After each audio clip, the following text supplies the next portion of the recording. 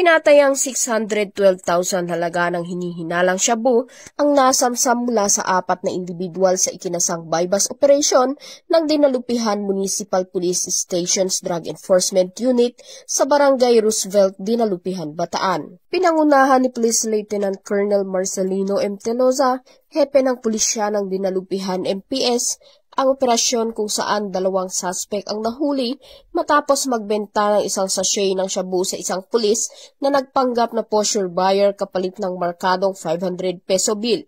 Kasabay din na aresto ang 2 pang individual na aktong gumagamit ng pinagbabawal na gamot. Na-recover mula sa mga suspect ang markadong pera, 5 medium-sized sachets at 3 small sachets ng hinihinalang shabu, pati na rin ang ilang drug paraphernalia.